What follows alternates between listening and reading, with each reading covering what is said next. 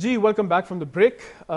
हमारा आज का मौजू, अगर आपने हमें आज अभी इस वक्त ज्वाइन किया है, वो है कानून शिकनी पसंद क्यों है और लाकानूनीत हमारे इर्द गिर्द इतनी ज़्यादा है। तो लॉलेसनेस का ये इशू जो है बहुत रेलेवेंट है और बहुत एक्टिव है। ये खाली एक माइक्रो स्केल पे नहीं है, जैसे डॉक्टर साहब ने भी वाज़ेह कर दी, ये एक माइक्रो स्केल पे भी है। हर एक शख्स हर एक कदम पे करता है। वही वाली मिसाल डॉक्टर साहब जो कहते हैं, अगर किसी कौम को पहचानना तो उसकी ट्रैफिक को देखो। ये तो एक ऐसी पुरानी मिसाल होगी जिसको आपने भी कोट किया है। मेरे ख्याल से वो कानून उस तरह भी आता है। लेकिन हम ये भी देखते हैं कि बाज़ औक़ात कानून है लेकिन उसकी इम्प्लीमेंटेशन नहीं है। ये भी एक वीकनेस बाज़ औक़ात नजर आती है। तो क्या ये कानून शिकनी में ऐड नहीं करता? कोई शक नहीं। आप ये देखें कि इसकी बड़ी प्रैक्टिकल मिसाल हमारे सामने है कि हमारे यहाँ मोटरवे बनी, उसमें आपने एक पुलिस को ऐसी ट्रेनिंग दी कि जिसमें वो लोगों को इस बात पर गाइड करते हैं कि उन्होंने कानून की पाबंदी करनी है। बाय एंड लार्ज हम देखते हैं कि पाकिस्तान के उस हिस्से में कम से कम कानून की पाबंदी की जाती है।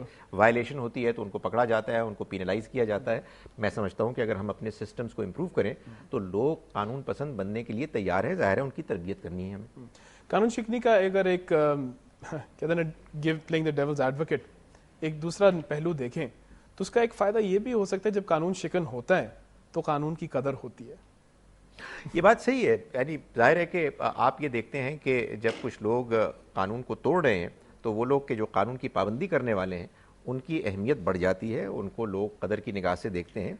लेकिन हकीकत ये है कि आपकी कौम कौम नहीं बन सकती जब तक कि इसकी अक्सरियत कानून पर अमल करने वाले ना हो और वो माइनॉरिटी के जो खिलाफ वर्जी कर रही हो उनको पनिश ना किया जाए।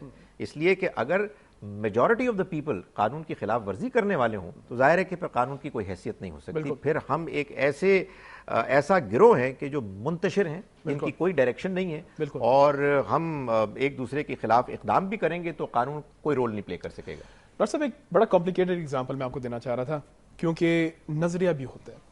मसलन हम एक बहुत पॉपुलर पॉइंट ऑफ व्यू ये देखते हैं कि जी अगर एक शख्स के लिए वो समझे कि इंडिपेंडेंस स्ट्रगलर है, दूसरे के लिए वो एक रेबल होगा या एक वो म्यूटनियर होगा। हमने जब अपना पाकिस्तान और हिंदुस्तान जब अंग्रेज को निकाला था तो तब भी अंग्रेज भी हमें जब देख रहा था, अपने नजरिए से देख रहा था, तो हम तो म्यूटनियर्स थे। लेकिन हम जो थे, हम तो आज़ादी की जंग लड़ रहे थे। तो एक पहलू भी तो होता है ना। देखिए कि इसमें भी हमारे लिए कितनी एक फ़ख्र की बात है कि हमारी इस मामले में भी जो मिसाल है वो लीडर हैं कि जिन्होंने ये सारी स्ट्रगल अंडरटेक की और एक मरतबा भी वो जेल में नहीं गए। उसकी वजह यह कि उनकी सारी स्ट्रगल कानून के मुताबिक थी, उसकी खिलाफ वर्जी उन्होंने की नहीं। ज़ाहिर है प्रोटेस्ट करना, अपनी बात को बयान करना, अपने लिए एक अलग मुल्क का मुतालबा करना, ये एक और मामला है, और कानून की खिलाफ वर्जी करना ये एक दूसरा मामला है। तो इसका मतलब ये हुआ कि पाकिस्तान मूवमेंट और कायद आज़म मोहम्मद अली जिन्ना का जो मिसाल है, एग्जाम्पल है, वो इस बात का सबूत है कि आप अपने राइट्स के लिए लड़ सकते हैं, आप अपनी आवाज़ बुलंद कर सकते हैं और इसके बावजूद आप कानून की हुदूद के अंदर रह सकते हैं। और अब तो खैर मेरे ख्याल से मिसाल ही बन जाती है, जब तक आप जेल ना जाओ तो आप एक बड़े सियासतदान बन ही नहीं सकते। उन्होंने इस मिसाल को पेश किया कि ये बात बिल्कुल गलत है। लेकिन डॉक्टर साहब, इसमें एक और एस्पेक्ट भी तो आता है ना कि अगर आप जेल में गए तो आप इसलिए गए क्योंकि जो कानून तोड़ के समझे अगर हुक्मरान आए हैं तो आप उनके खिलाफ बोले हैं और उन्होंने उठा के आपको जेल में डाला। वहां से एक हीरो कॉन्सेप्ट बना, एक रेबल कॉन्सेप्ट बना कि जो रेबल है उसको हमने एक हीरो बनाया। चे गुवेरा की टी शर्ट्स बड़ी निकली जी, टीनेजर्स खासतौर पर इस कॉन्सेप्ट के बड़े लायक कायल होते हैं। यूनिवर्सिटीज़ में देख लें, कॉलेजेस में देख लें, स्कूल्स में देख लें, देर ऑलवेज रिबेलिंग और वो कानून को चैलेंज कर रहे हैं।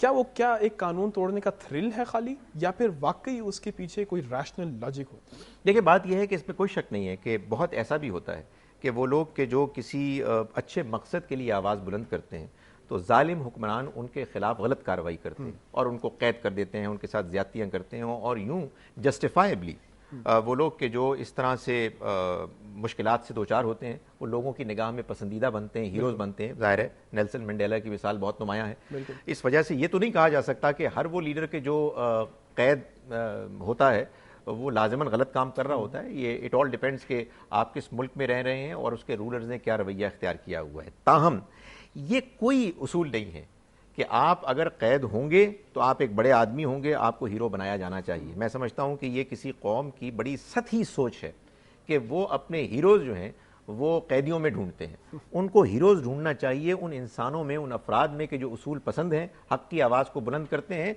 और कानून को किसी सूरत भी नहीं तोड़ते। देखिए, कानून वो चीज़ है कि जो मेरे और आपके और हम सब की इज्जत, आबरू, जान, माल का की जामिन है। कानून नहीं होगा तो लॉलेसनेस होगी, केओस होगा, जंगल का लॉ होगा, तो एनार्की होगी। इस वजह से ये बहुत जरूरी है कि हम सब इस बात को रियलाइज करें कि हमारा राइट है कि हम स्ट्रगल करें, हमारा राइट है कि हम अपनी बात को बयान करें, जो बात कानून के दायरे में कानून के दायरे में रहे। वाली बात है, play with in the rules not with the rule. यहाँ एक छोटी सी हम ब्रेक लेंगे।